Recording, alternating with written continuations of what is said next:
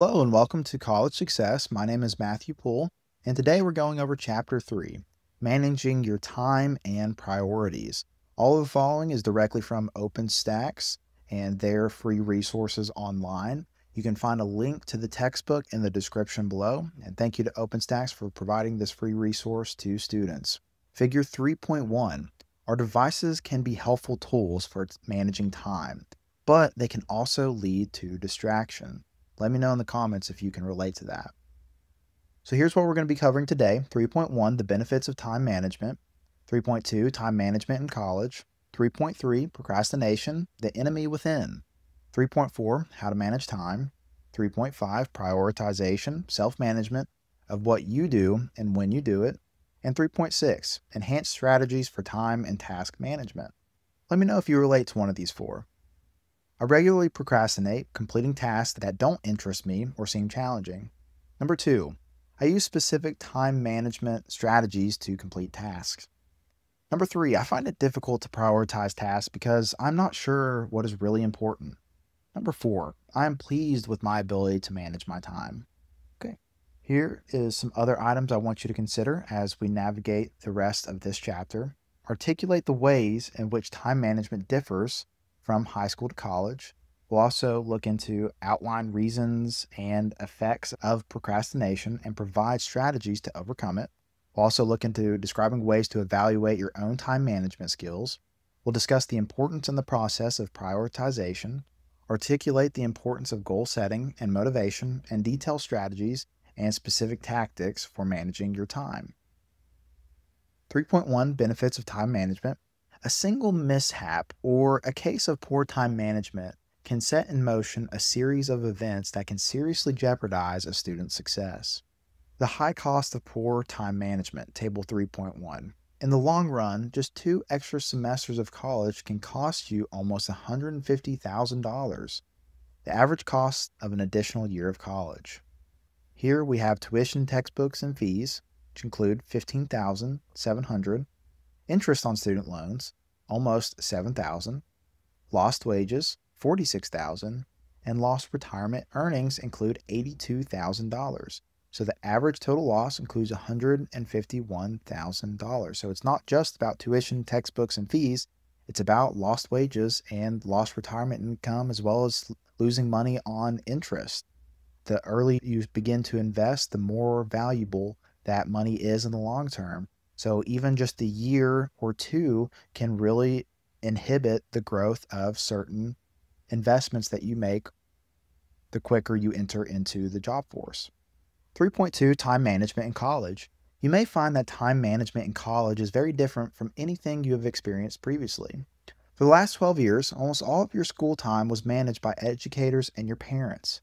In many cases, even after school time was set by scheduled activities such as athletics, and by nightly homework that was due the next day. In college, as an active participant in your own education, what you do and when you do it is largely determined by you. The nature of what you have to do has changed.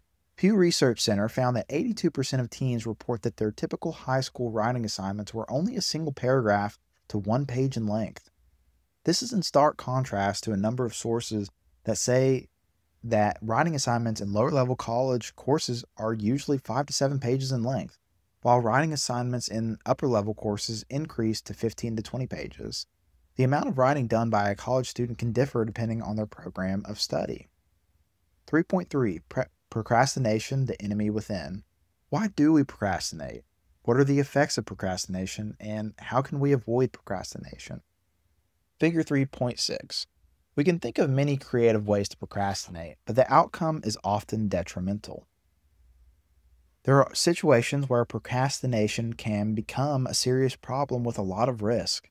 These include when it becomes a chronic habit, when there are a number of tasks to complete and little time, when the task being avoided is very important.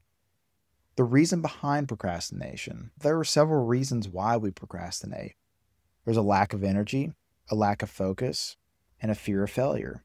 Psychologically speaking, where I teach psychology, I understand that procrastination is a negatively reinforcing loop where at some point my theory behind why individuals procrastinate is because of negative reinforcement. We've procrastinated once before, we've turned something in late, and we actually got a decent or even a good grade.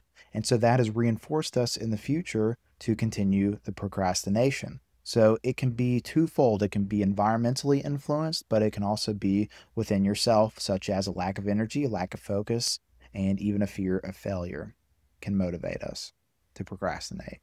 So the effects of procrastination, in addition to the causes of procrastination, you must also consider what effects it can have. So a loss of time, loss of goals, loss of self-esteem, as well as stress. Strategies for psyching ourselves out and managing procrastination. Some methods to manage procrastination include getting organized, put aside distractions, reward yourself, and be accountable. Tell somebody else.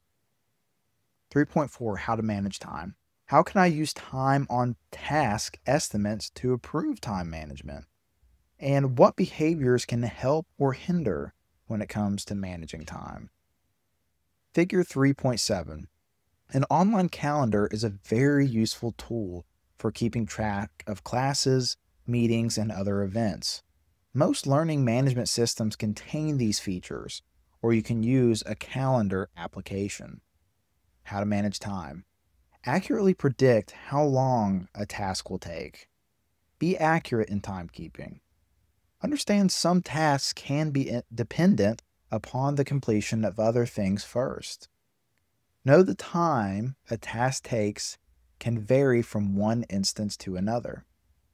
Let's look at table 3.5. The time on a task will go through the activity, the unit, the time on the task, and notes. So the activity, firstly, general academic reading like the textbook, professional journals. So the unit would be 1 page. The time on the task can be 5 to 7 minutes. And then the notes would be aware that your personal reading speed may differ and may change over time. Next, activity, technical reading like math, charts, and data. 1 page may take you 10 to 15 minutes. And so you need to be aware that your personal reading speed may differ and may change over time once again. Next is simple quiz or homework question. This includes short answer oriented toward recall or identification type answers. And the unit is like per question. Time on the task is 1 to 2 minutes. And your note could be that the complexity of question will greatly influence the time required. Next, complete a quiz or homework question. Short answer oriented toward application, evaluation, or synthesis. The unit is, of course, per question. The time on the task can take 2 to 3 minutes. And the complexity of question will greatly influence the time required once again. Next, we have math problem sets, which are complex. So the unit would be per question, would take you about 15 minutes, and for example, can be algebra, complex equations, or financial calculations. All right, so writing in short form, no research. So per page, it could take you about 60 minutes. So a note would be for this like short essays, single topic writing assignments, summaries, free writing assignments, journaling, which includes drafting, writing, proofing, and finalizing. Now with writing for a research paper, this is again per page, may take you about 105 minutes, a little over double the time, or a little bit under the time, which includes research time, drafting, editing, proofing, and finalizing, and it's built into per page calculation. Studying for a quiz, which includes per chapter, can take you about 60 minutes, and the note could be that 45 to 90 minutes per chapter, depending on the complexity of material. When studying for an exam, this is per the exam, time on the task would include like 90 minutes, and your note would be 1 to 2 hours, depending upon the complexity of material. Get connected. Here's some apps that can help. Here are the websites, Trello, and Toggle. 3.5, prioritization, self-management of what to do and when you do it.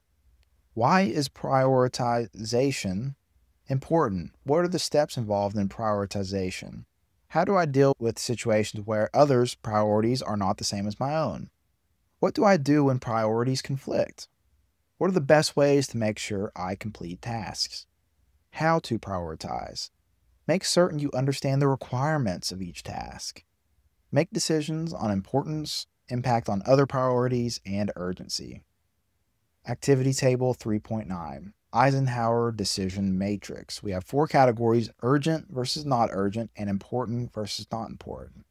So an important but an urgent would include a paper being due tomorrow and applying for internship by deadline. Something that's important but not urgent would include an exam next week as well as a flu shot. Something that's urgent but not important includes an Amazon sale as well as laundry. Something that is not urgent and not important includes checking social media, easier said than done, as well as a TV show. What do you do when faced with priority conflicts? Let me know in the comments. Completing the task, knowing what you need to do, knowing how you will get it done, what resources will you need, what skills will you need, set deadlines, and be flexible. Figure 3.10, knowing what you need to do. We have element or task needed for success and the task it depends on.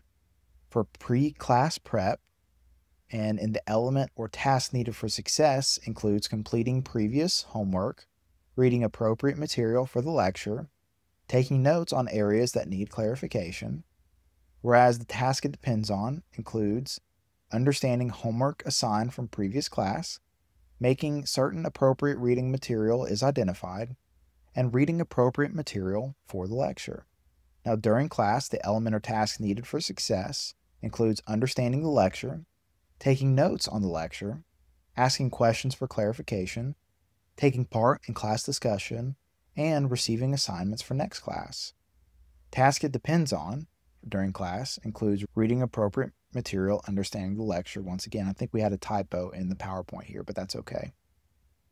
Now with post-class, we have the element or task needed for success, understanding homework assigned, making certain appropriate reading material is identified, ask questions for clarification, and reviewing and rewriting notes. Now the task it depends on with post-class includes receiving assignments for the next class. The importance of where you do your work, figure 3.12. Where you do your work can be as important as when, because a lot of us like to do our work in bed. It's a relaxing environment, but something that I noticed, because we're association machines, and here comes the psychology side of me, sometimes when you convolute the area in which you rest and the area in which you work, it can make you feel a little bit agitated. It can make you feel sleepy when you're trying to work, or more relaxed when you're trying to focus. But alternatively, when it's time to go to bed, your mind may still associate your bed or your room with working, so it can be hard to fall asleep. Now, I know it's hard, especially in a dorm room, to create this environment, but perhaps working more at your desk versus being in the bed, I know it's easier said than done, is something you can try out. If it works for you, great. If not, do what's best for you and what ultimately works in your best interest. So when determining the importance of where and when to do your work, we have to choose the right space, a distraction-free environment, and working at the right time. 3.6, goal setting and motivation. We have motivational goals. We have SMART goals, the importance of an action plan, and keeping to the plan. Motivation often means the difference between success and failure, and set goals that motivate you. Set SMART goals. Goals should also be SMART. Specific, measurable, attainable, relevant, and time-bound. Table 3.6. Let's look at a goal and is it SMART? First goal, I'm going to be rich someday. Is it SMART? No. There is nothing really specific, measurable, or time-bound in this. Next, I will graduate with my degree on time. Is it SMART? Yes. The statement calls out specific, measurable, and time-bound details. The other attributes of attainable and relevant are implied. Next, I'm going to save enough money to buy a newer car by June. Is it SMART? Yes. All SMART attributes are covered in this goal. I would like to do well in all of my courses next semester. Is it SMART? No. While this is clearly time-bound and meets most of the SMART goal attributes, it is not specific or measurable without defining what do well means. Next, I'm going to start being a nicer person. Is it smart? No. While most of the SMART attributes are implied, there is nothing really measurable in this goal. I will earn at least a 3.0 GPA in all of my courses next semester. Is it smart? Yes. All of the SMART attributes are present in this goal.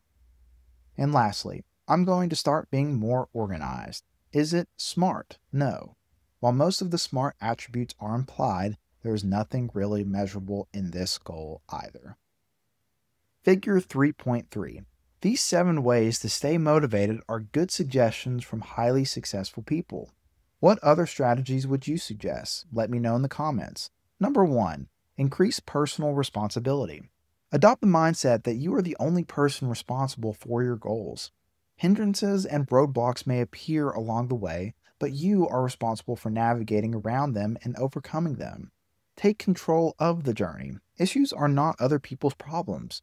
They are for you to solve. Reward yourself for completing the task. We are all motivated by rewards. Use this to your advantage and give yourself rewards for a job well done.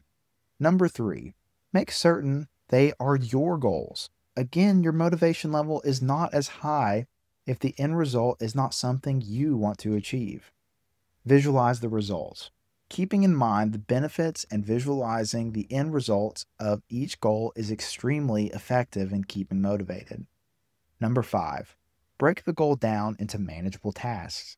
As with any task, accomplishing the whole is easier when each part is tackled individually. Number 6, tap into other people's energy. Surround yourself with other people that are motivated. As humans, we are social creatures, which means our moods and emotions can be influenced by others. If you are around other positive people that all work toward achieving their own goals, their energy can become infectious. And number 7, remind yourself why you set the goal. This last item is of the utmost importance, especially for long-term goals.